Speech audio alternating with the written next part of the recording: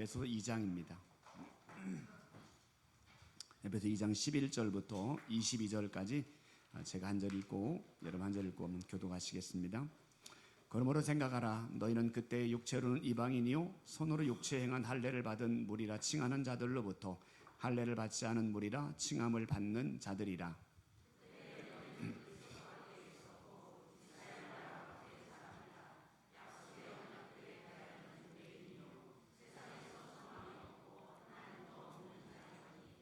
이제는 전에 멀리 있던 너희가 그리스도 예수 안에서 그리스도의 피로 가까워졌느니라.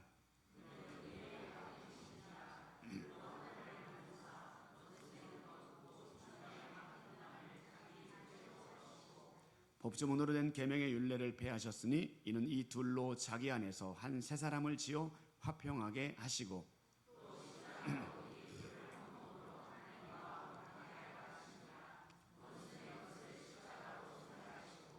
또 오셔서 먼 데에 있는 너희에게 평안을 전하시고 가까운 데에 있는 자들에게 평안을 전하셨으니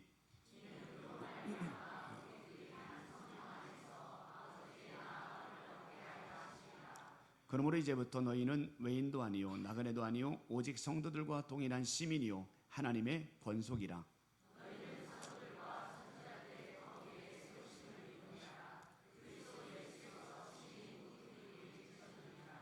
그 안에서 건물마다 서로 연결하여 주 안에서 성전이 되어가고 너희도 성령 안에서 하나님이 거하실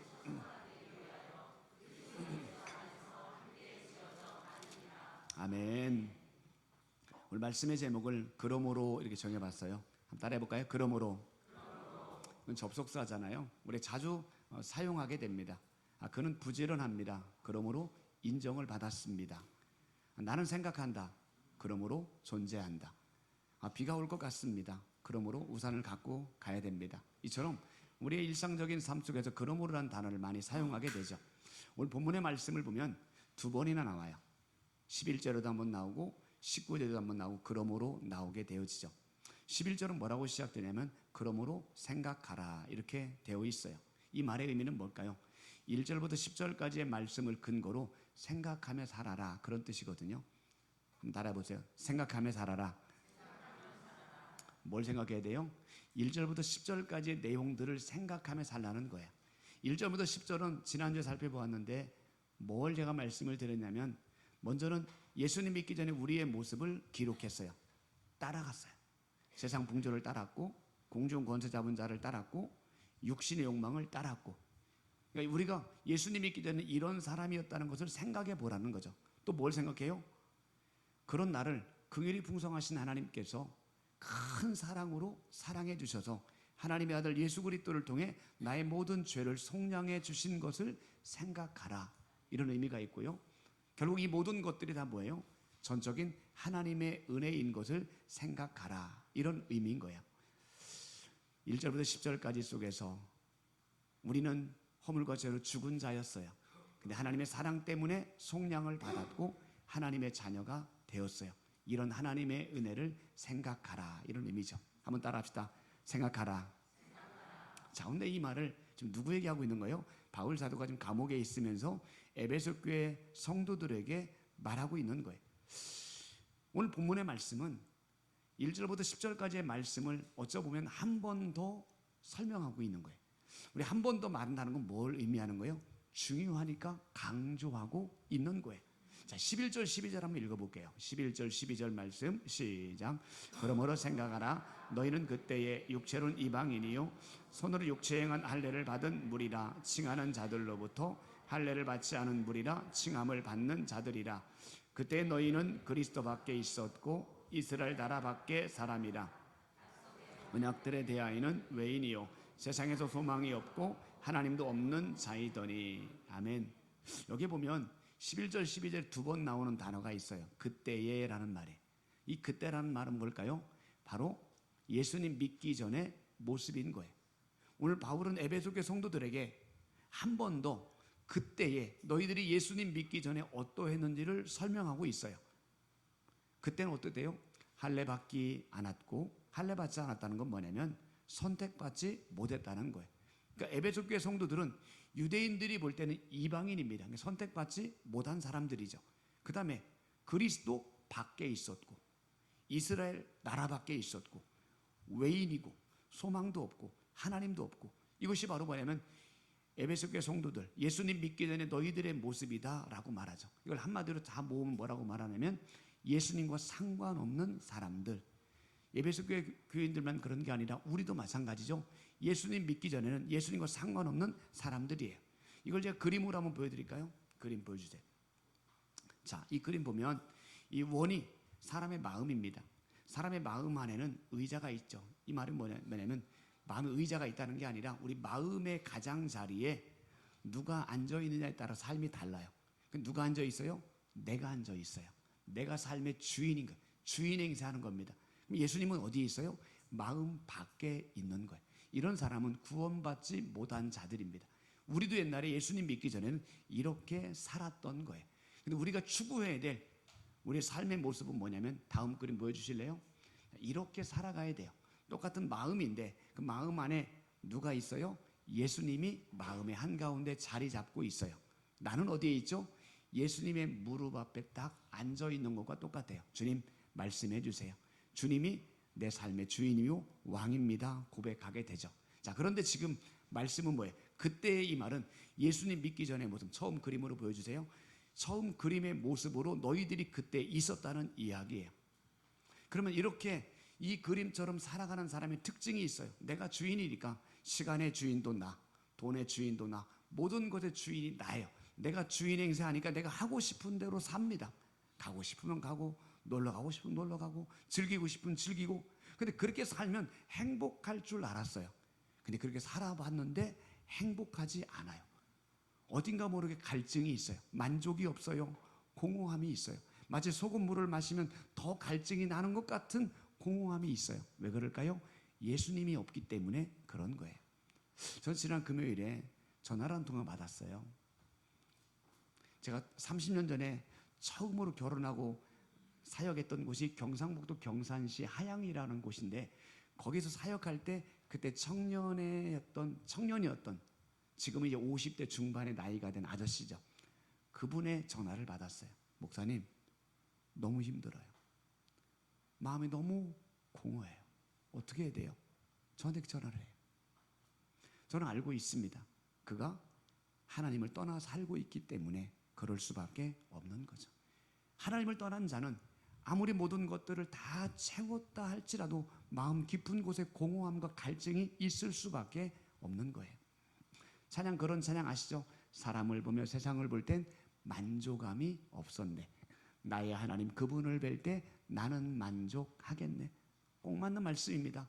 사람을 바라보고 여러 가지 세상적인 것들로 추구해도 하나님이 없는 삶은 만족이 없습니다. 하나님을 통해서만이 내 안에 진정한 만족을 경험하게 되죠. 물고기는 물속에서 살아요. 태어나서부터 죽을 때까지 물속에서 삽니다.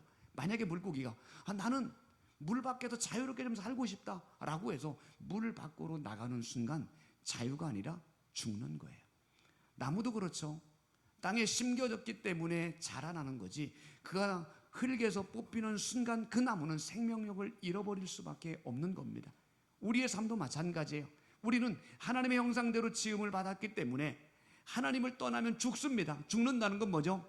하나님과의 관계가 단절되기 때문에 영적으로 죽은 자입니다. 뭘 해도 만족이 안 돼요. 무엇을 해도 채워지지 않는 공허함이 내 안에 있을 수밖에 없는 거예요. 이것이 바로 뭐라고요? 예수님 믿기 전에 우리의 모습인 거예요. 그런데 바울 사도는 그때에 너희들도 예수님 믿기 전엔 이런 삶을 살았다, 이것을 생각해라, 그거예요. 따라합시다. 생각하라. 우리도 이런 존재였어요. 자, 그런데 바울 사도 그 다음에 뭐라고 말하죠? 자, 13절부터 18절까지 한번 읽어봐요. 13절부터 18절까지 시작. 이제는 전에 멀리 있던 너희가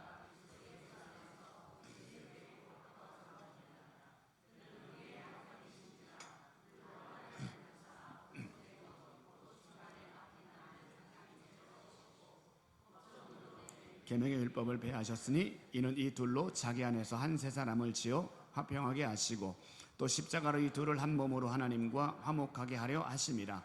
원수된 것을 십자가로 소멸하시고 또 오셔서 먼 데 있는 너희에게 평안을 전하시고 가까운 데 있는 자들에게 평안을 전하셨으니 이는 그로 말미암아 우리 둘이 한 성령 안에서 아버지께 나아감을 얻게 하려 하심이라. 아멘.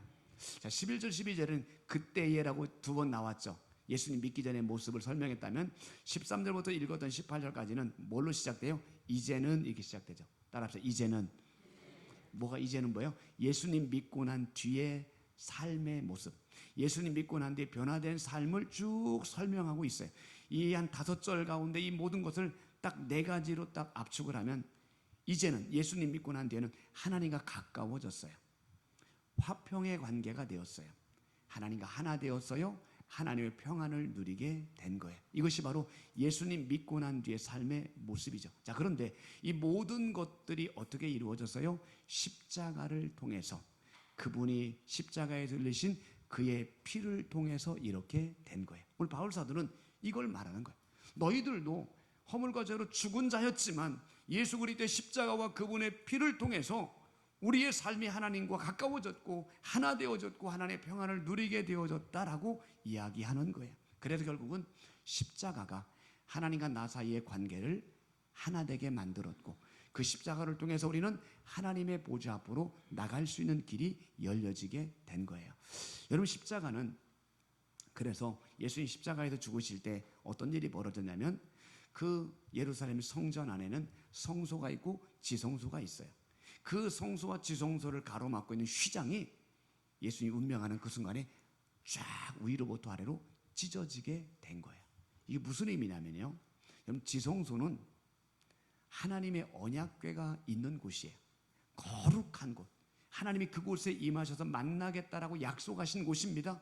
그래서 그 지성소는, 언약궤가 있는 그곳은 아무도 들어갈 수가 없어요. 누구만 들어가냐면 대제사장만 들어가요. 그것도 1년에 딱 한 번만 들어갈 수 있는 거룩한 곳이에요. 그곳은 휘장으로 가려져 있기 때문에 아무도 못 가요. 그런데 예수님이 죽으시는 그날, 그 순간에 그 휘장이 위로부터 아래로 쫙 찢어졌어요. 뭘 의미할까요? 그 지성소에 하나님의 언약궤가 있는 그곳에 이제는 누구라도 들어갈 수 있다는 걸 보여주는 거예요. 제사장이 아니어도 이방인이어도 얼마든지 하나님 만나러 갈 수 있다는 걸 보여주고 있고요. 그리고 어느 곳에서라도 하나님 만날 수 있는 거예요. 이제는 꼭 예루살렘 성전 안에 있는 그곳에서만 예배드리면 받는 게 아니라 이제는 어느 곳에서도 예배드릴 수 있는 거예요. 가정에서든 집에서든 어느 곳에든 예배드려도 하나님을 만날 수 있는 길이 열려지게 되었고, 아무 때나 하나님 만날 수 있게 된 거예요. 왜요? 십자가를 통해서 예수님께서 하나님과 우리 사이의 모든 막힌 담을 허물었기 때문에 그런 거죠. 그래서 십자가를 뭐라고 말합니까? 하나님의 은혜라고 말하고, 십자가를 회복이라고 말하고, 십자가를 구원의 능력이라고 말합니다. 사랑하는 여러분, 우리가 하나님의 자녀가 된 것도 예수님의 십자가 죽음을 통해서 우리가 하나님의 보좌 앞으로 나가게 된 줄로 믿습니다. 2차 세계대전 때에 독일은 패전국이 됩니다. 패하고 난 뒤에 나라가 둘로 나뉘었어요. 동독과 서독으로 나뉘었어요. 동독은 그 소련의 영향을 받아가지고 사회주의 국가가 됐고, 이 서독은 미국의 영향을 받아서 민주주의 국가가 되었어요. 근데 모든 면에서, 경제적인 면에 특별히 이 서독이 훨씬 더 동독보다 앞서게 되는 거예요. 그러다 보니까 이 동독에 있는 사람들이 자꾸 서독으로 빠져나가게 되죠. 그렇게 빠져나가는 사람들이 점점 많아져가지고 자그마치 한 300만 명 정도가 빠져나갔다고 그래요. 그러니까 동독 정부가 심각함을 느끼고 1961년도에 뭐 하냐면 서독으로 빠져나가는 모든 길을 막기 위해서 베를린에 장벽을 세웁니다. 그걸 베를린 장벽이라고 말하죠. 자그마치 그 길이가 155km나 됐다고 그래요. 그 장벽을 세우는 바람에 동독과 서독의 모든 교류가 단절되었습니다. 그런데 장벽만 세우면 될 줄 알았는데 그렇지 못했어요. 그 동독 주민들의 자유를 향한 갈망까지는 막을 수가 없었던 거예요. 결국 30년도 채 못된 1989년 11월 동독과 서독을 가로막고 있었던 베를린 장벽이 무너지게 되고 결국 통일 도국이 완성되게 됩니다. 그렇습니다. 하나님과 우리 사이도 마찬가지예요. 죄로 인해서 우리는 하나님께로 나갈 수 없었습니다. 그런데 하나님께로 나갈 수 있는 죄의 장벽이 언제 무너져요? 예수님이 십자가에서 죽으실 때 그 모든 장벽이 무너지게 된 줄로 믿습니다. 이것이 바로 예수님의 십자가죠. 그런데 그 십자가는 하나님과 우리 사이의 장벽만 무너뜨린 게 아니에요. 사람과 사람 사이의 장벽도 담도 허물어뜨리신 거예요. 그래서 예수 그리스도의 십자가 복음이 선포되는 곳에는 모든 관계가 회복되는 은혜가 있게 되는 거예요. 우리 주변에는 아직도 막혀있는 담들이 너무 많아요. 남북의 관계가 막혀있기도 하고, 동서가 막혀있기도 하고, 진보와 보수가 막혀있기도 하고, 노사 간의 관계도 막혀있고, 때로는 부부 간의 관계, 부모와 자녀와의 관계도 막혀 있습니다. 이런 막혀 있는 사람과 사람 사이의 관계를 허물 수 있는 방법이 뭘까요? 십자가. 예수 그리스도의 십자가밖에 없어요. 그 십자가 정신으로 살아갈 때만이 사람과 사람 사이의 관계가 회복될 수 있는 거예요. 그럼 십자가 정신이 뭘까요? 예수님이 죄 없지만 나의 모든 죄를 담당하시고 내가 죄인입니다라고 고백하며 우리의 모든 죄를 담당해 주신 것처럼 십자가 정신으로 사는 건 내가 그리스도와 함께 죽은 자입니다 라고 선언하는 겁니다. 내가 잘못했습니다, 내가 손해보겠습니다, 내가 양보하겠습니다 라고 고백하는 것, 이것이 바로 십자가 정신으로 살아가는 거예요. 그렇게 살아갈 때 막혔던 꼬였던 관계가 회복되게 될 줄로 믿습니다. 혹시 부모와 자녀와의 관계가 뭔가 좀 어렵고 멀어져 있나요? 그 허물 수 있는 비결은 다른 것 없습니다. 잘잘못 따지지 마시고 내가 무조건 져주는 거예요. 내가 먼저 무조건 손을 내미는 겁니다. 내가 무조건 양보하고 희생하고 포기하는 겁니다. 그럴 때만이 그 관계가 회복되게 되는 거예요. 부부관계도 마찬가지예요. 당신 때문이야 이렇게 말하다 보면 두 부부는 평행선을 달릴 수밖에 없어요. TV 프로그램 보면 부부간의 갈등의 문제 때문에 상담을 신청하고 그 부부들을 위해서 여러 가지 조언해주는 그런 프로가 있어요. 그 두 부부의 이야기를 쭉 들어보면 똑같아요. 남편은 아내 때문이라는 거예요. 아내는 이렇게 온 것이 남편 때문이라는 거예요. 서로 상대방을 탓하다 보니까 서로 해결점을 찾지 못합니다. 그런 조언을 받게 되는 거예요. 세상 사람들의 방법은 나는 잘못 없고 너 때문이라고 말하지만 우린 그리스도인입니다. 그리스도인의 방법은 예수님의 방법으로 풀어가야죠. 예수님이 죄 없지만 그분이 십자가에 달리신 것처럼 우리가 먼저 예수님의 마음으로 상대방의 손을 내미는 거예요. 내가 잘못했습니다, 내 탓입니다, 미안합니다 라고 손을 내밀 때 관계가 회복되게 될 줄로 믿습니다. 요한복음 12장에 말하죠. 한 알의 밀이 땅에 떨어져 죽을 때 많은 열매가 맺혀집니다. 내가 죽어야 관계가 회복됩니다. 내가 죽은 자로 선포할 때 가정이 살아나고 부부간의 관계가 회복되어지고 성도와 성도 간의 관계가 회복되게 되는 줄로 믿습니다. 자존심, 손해, 체면, 그게 중요하지 않잖아요. 하나님은 나를 위해서 자신의 생명을 내어주셨는데 그 사랑을 받은 내가 먼저 손을 내밀 수 있어야 됩니다. 사랑하는 여러분, 우리 안에 사람과 사람 사이에 막혀있는 담이 오직 주님을 통해 십자가의 정신으로 안으로 회복되어지기를 간절히 축원합니다. 이런 십자가의 은혜를 경험한 사람은 15절에 보니까 새 사람이 되는 거예요. 사람이 노력한다고 새 사람이 되나요? 많이 배운다고 새 사람이 되나요? 안 돼요. 그런데 예수 그리스도의 십자가의 은혜와 사랑을 경험하고 나면 내 속사람이, 인격이, 가치관이 새로운 사람으로 바뀌게 되는 거예요. 고린도서 5장 17절 누구든지 그리스도 안에 있으면 새로운 피조물이라 이전 것은 지나갔으니 보라 새 것이 되었도다. 그리스도 안에 있는 자만이 새로운 피조물로 바뀌게 되는 줄로 믿습니다. 인간은 지독한 죄인이에요. 우리 안에 얼마나 더러운 죄들이 가득 찬지 몰라요. 겉은 세련됐고 멋있고 아름다워 보이지만 우리 안에 지저분하고 더럽고 추악하고 음란하고 이기적이고 교만하고 이런 죄들이 가득 차 있어요. 이런 모습은 노력으로 바뀌는 게 아닙니다. 나이가 든다고 바뀌는 게 아닙니다. 오직 예수 그리스도의 십자가의 은혜를 경험할 때 우리의 속사람이 바뀌게 되는 줄로 믿습니다. 십자가의 은혜는 뭐예요? 나의 죄인됨을 깨닫는 거예요. 그렇지, 내가 죄인이지. 그렇지, 나는 하나님 앞에 설 수 없는 그런 죄인이지. 나의 죄인됨을 깨닫고 그런 나를 사랑으로 품어주신 그 하나님의 사랑을 깨닫는 것, 이것이 십자가의 은혜입니다. 그 은혜와 사랑을 깨달을 때 우리는 감격하고 감동하게 되어지고 내 삶의 속사람과 인격과 가치관이 예수님의 사람으로 바뀌게 되는 줄로 믿습니다. 서울에 가면 합정동이라는 곳이 있어요. 젊은이들이 좋아하는 곳이죠. 거기에 합정동에 양화진이 있어요. 양화진에 가면 외국인 선교사들 묘지가 있습니다. 그곳에 가장 먼저 묻힌 사람이 존 헤론이라는 분입니다. 그분은 미국의 테네시 의대를 수석으로 졸업했던 굉장히 똑똑한 분이에요. 얼마나 똑똑했으면 학교 측에서 제의합니다. 당신 졸업하면 우리 학교에 교수로 채용하고 싶습니다 라고 제의까지 할 정도입니다. 그런데 그는 그 제의를 받았음에도 불구하고 다 거절합니다. 그리고 어디로 갑니까?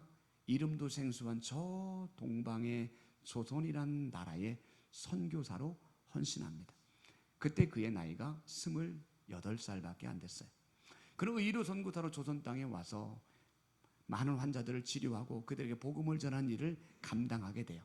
그러다가 5년밖에 안 됐는데 33살의 나이에 이질에 걸려서 결국 세상을 떠나게 됩니다. 그분이 그 양화진 외국인 선교사 묘지에 처음으로 묻히게 되는데 그분의 묘지에 이렇게 기록되어 있다고 합니다. 하나님의 아들이 나를 사랑하시고 나를 위하여 자신을 주셨다. 이게 그의 묘비에 나와 있는 글귀입니다. 하나님의 아들이 나를 사랑하시고 나를 위하여 자신을 주셨다.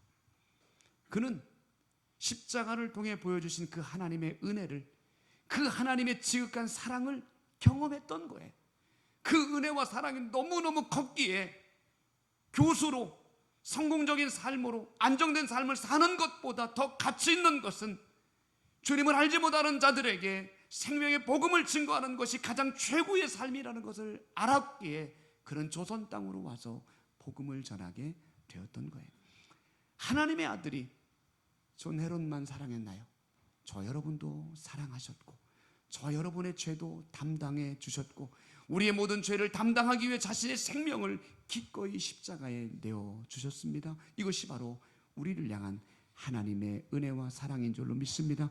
이런 하나님의 은혜와 사랑을 진정으로 경험한 사람은 나를 위해 살지 않습니다. 하나님의 나라와 하나님의 영광을 위해 살아가게 되는 거예요. 이런 십자가의 은혜와 사랑을 경험한 사람은 자신의 유익과 만족과 즐거움을 위해 사는 것이 아니라 나의 시간과 몸과 물질과 모든 것들을 하나님을 위해 드리게 되어지고 하나님께 늘 묻습니다. 어떻게 살까요? 어떻게 사는 게 가치 있는 삶일까요? 날마다 물어보게 되죠. 십자가의 은혜와 사랑이 내 가슴 속에 흐르는 사람은 남들이 몰라줘도 괜찮습니다. 세상적으로 화려하지 않아도 괜찮습니다. 주님이 원하신다면 그 길을 묵묵히 걸어가는 그 길을 걸어가게 되는 거예요. 사랑하는 여러분, 우리는 이 시간 생각해 보시기 바랍니다. 우리는 그때의 예전에 허물과 죄로 죽은 자, 그래서 진노받아 마땅하고 영원히 멸망받을 수밖에 없는 존재였습니다. 그런데 하나님은 그런 나를 포기하거나 버리지 아니하시고 하나님의 아들의 생명으로 나를 건져내셨습니다. 이것이 바로 하나님의 은혜인 줄로 믿습니다. 하나님의 은혜는 세 가지예요. 자격 없는 나에게 주시는 하나님의 선물이죠. 하나님의 은혜는 아무런 조건을 따지지 않고 주시는 하나님의 선물. 하나님의 은혜는 넘치도록 주시는 하나님의 선물, 이것이 하나님의 은혜입니다. 우리에게 하나님 왜 이런 은혜를 주셨습니까? 간단합니다. 사랑하니까. 이처럼 사랑하고 이 정도로 사랑하고 아무런 조건 없이 사랑하기 때문에 하나님은 하나님의 아들의 생명을 주고도 아까워하지 아니했습니다. 그 하나님의 사랑은 2000년 전 십자가에서 끝난 것이 아니라 2000년이 지난 지금도 여전히 우리를 동일한 마음으로 사랑하고 계신 줄로 믿습니다. 그 사랑은 이 세상 끝날 때까지 변하지 않고 여전히 사랑으로 우리를 품고 계실 줄로 믿습니다. 이것이 하나님의 마음, 십자가를 통해 보여주신 은혜와 사랑이죠.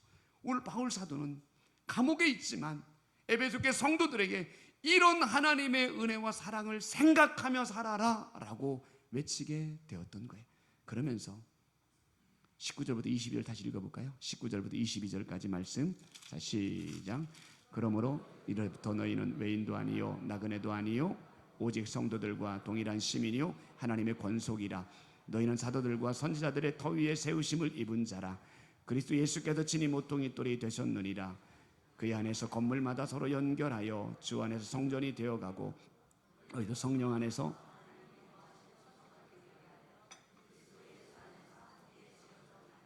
아멘. 그러므로 또 두 번째 나오죠. 그러므로 아까는 그러므로 생각하라고 말씀했다면 이 번째, 두 번째 그러므로는 그러므로 이제부터 너희는 이렇게 살아야 된다는 거예요.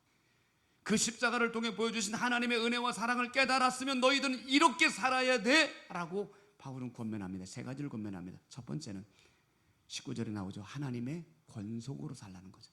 따라합시다. 하나님의 권속. 권속이란 말은 가족이란 뜻이에요. 십자가 은혜와 사랑을 경험한 자들은 하나님의 가족으로 살라는 거예요. 우리는 피 한 방울 섞이지 않은, 엄밀하게 따지면 남남입니다. 그런데 어떻게 우리가 가족이 될 수 있죠? 간단하죠. 예수님의 피로 맺어졌기에 우리는 가족인 거예요. 따라합시다. 우리는 가족입니다. 사랑하는 여러분, 우리는 대강교회 안에서 만난 믿음의 가족인 줄로 믿습니다. 이 가족은 예수님의 피로 맺어진 거기 때문에 누구도 끊을 수 없는 그런 존재이고 관계입니다. 가족이기 때문에 가족은 옆에 있는 사람들의 허물을 들춰내지 않아요. 덮어줍니다. 아무리 못난 자식이라도 부모는 사랑으로 그 자식을 품어주지 않습니까? 아무리 속속이는 자식이라도 책망하기보다는 기다려줍니다. 기도합니다. 이것이 가족입니다.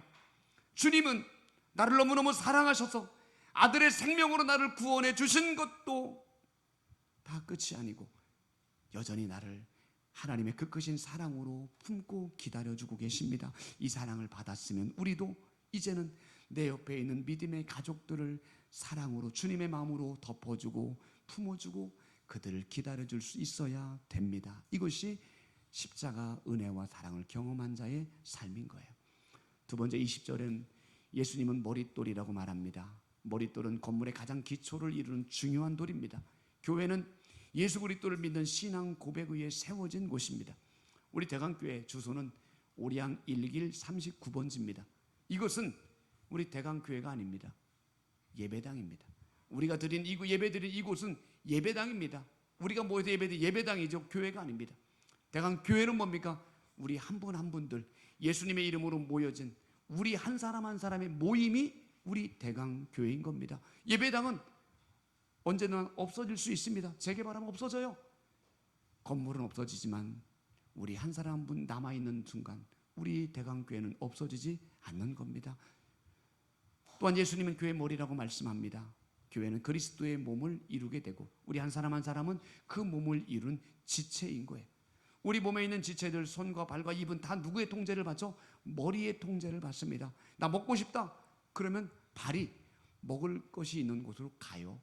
손이 그 먹을 걸 집어서 입에다가 넣어줘요.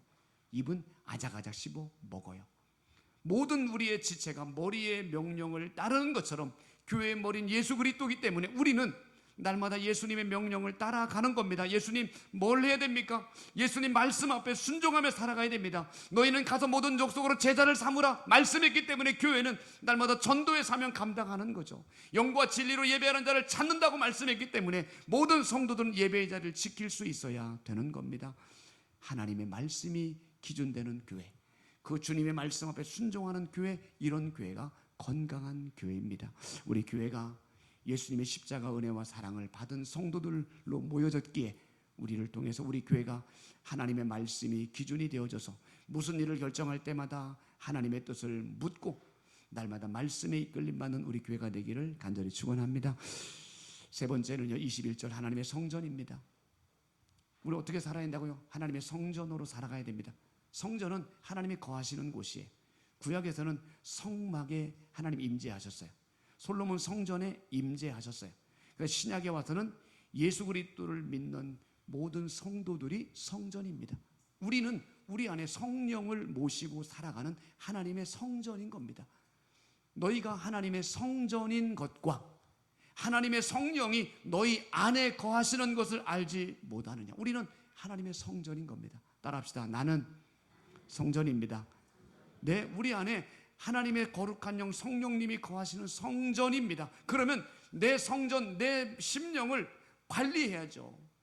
집안도 청소하지 않고 냄새나면 손님이 와서 싫어하잖아요. 하물며 내 심령 속에 죄로 더러워지고 새 속에 물들어 있고 술, 담배로 찌들어 있다면 내 안에 계신 성령님이 기뻐하시겠습니까? 그런 심정, 그런 성전 안에 성령님이 역사하지 않는 거예요. 많은 사람들이 피부를 관리하고 몸매를 관리하는 데는 많은 시간과 돈을 투자합니다. 중요합니다. 그러나 성전 관리도 하셔야 됩니다. 내 안에 계시는 성령님이 내 안에 마음껏 역사할 수 있도록 성전을 관리하셔야 성령님이 내 안에 충만한 은혜를 부어주시고 성령이 다스리는 삶을 살아가게 되는 거예요. 어떻게 성전 관리해요? 회개해야죠.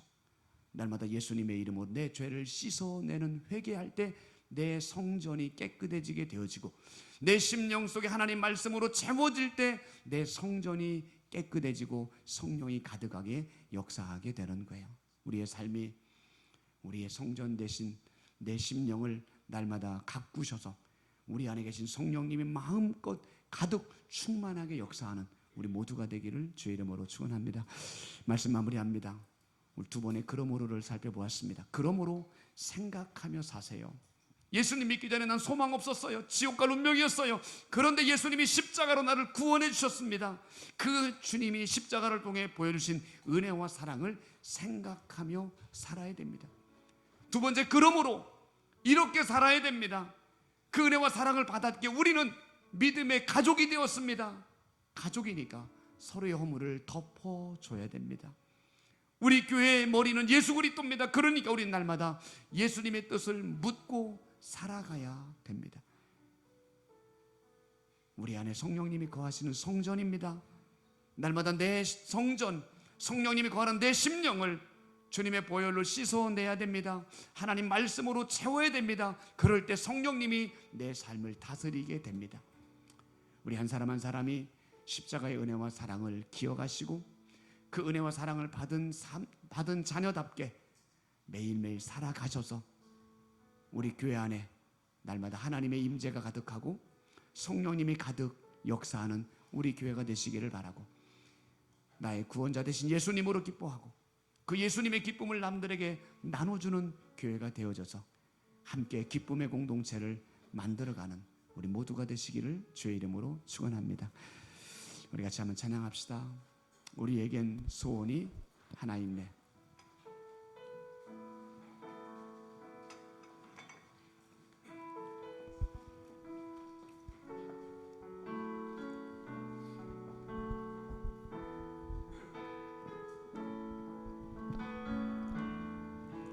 우리에겐 소원이 하나 있네. 주님 다시 오실 그날까지, 주님 다시 오실 그날까지 우리 가슴에 새긴 우리 가슴에 주의 십자가 사랑, 주의 십자가 사랑 나의 교회를 사랑케 하네. 주의 교회를 향한 우리 마음 희생과 포기와 가난과 고난 하물며 죽음조차 우릴 막을 수 없네. 교회는 이 땅의 희망, 우리 교회는 이 땅의 희망. 아멘. 교회를 교회되게, 교회를 교회되게, 예배되게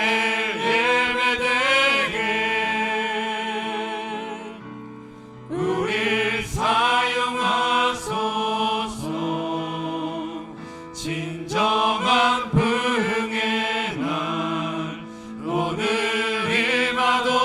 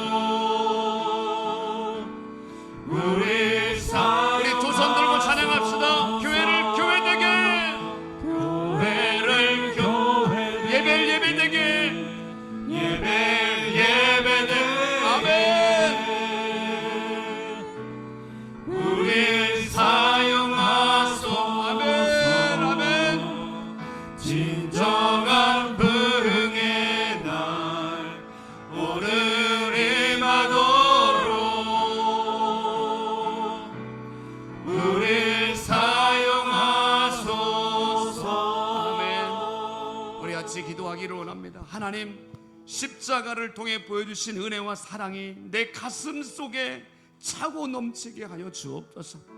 그 사랑을 받아 싸우니 이제는 다른 사람의 허물을 덮어주는 자로 살게 하여 주옵소서.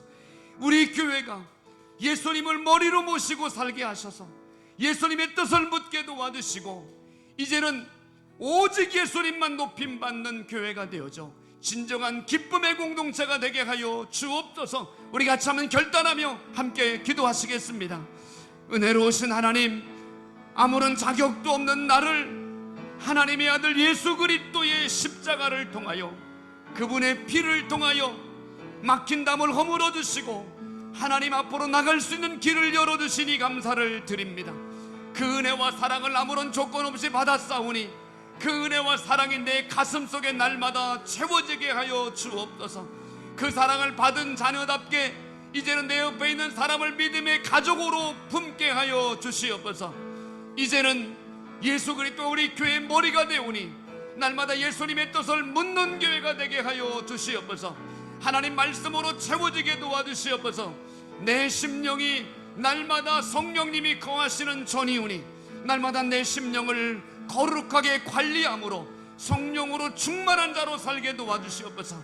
우리 교회가 진정한 주님이 찾으시는 교회, 주님이 기뻐하는 교회가 되게 도와주시고 예배 때마다 온전히 주님이 받으실 만한 예배를 올려드리는 교회가 되게 하여 주옵소서. 예수님으로 기뻐하는 교회, 예수님의 기쁨을 나누는 교회, 진정한 조의 공동체로 살아가는 우리 모두가 되게 하여 주옵소서. 예수님의 이름으로 기도합니다. 아멘. 허물과 죄로 죽어야 될 자를 버리지 아니하시고 외면치 아니하시고 하나님의 아들 예수 그리스도의 피로 구원해 주신 하나님의 은혜와 사랑, 그 사랑이 날마다 우리의 가슴 속에 각인되게 하여 주옵소서. 그 사랑을 잊지 않고 날마다 생각하며 살게 하여 주옵소서. 그 사랑 받았사오니 이제는 내 옆에 있는 지체들이 믿음의 가족인 것을 깨닫고 그들을 사랑으로 보듬는 자로 살게 하여 주옵소서. 우리 안에 성령님이 거하시오니 날마다 성령님이 거하는 거룩한 성전된 자께 정결한 자로 살아가게 하여 주옵소서. 이제 우리 주님께서 우리 교회의 머리가 되셨사오니 날마다 머리 대신 주님의 뜻을 묻고 또 물어서 우리 교회가 말씀이 기준되는 교회, 주님께 이끌림 받는 교회다운 교회, 주님이 찾으시는 바로 그 교회가 되게 하여 주옵소서. 이제는 교회 머리 대신 우리 주 예수 그리스도의 은혜와 아들까지 내어주신 하나님의 그 크신 사랑하심과 우리 안에서 우리의 삶을 다스리시는 성령님의 교통하심과 충만하심이 건강한 교회, 주님 받으실 만한 예배를 드리기를 원하는 사랑하는 모든 성도들과 저들의 가정과 삶의 현장 위에 우리 교회와 나라와 민족 위에 저 북녘 땅에 있는 믿음의 형제들과 수많은 선교사님들의 사역 위에 영원히 함께 하시기를 간절히 축원하옵나이다. 아멘.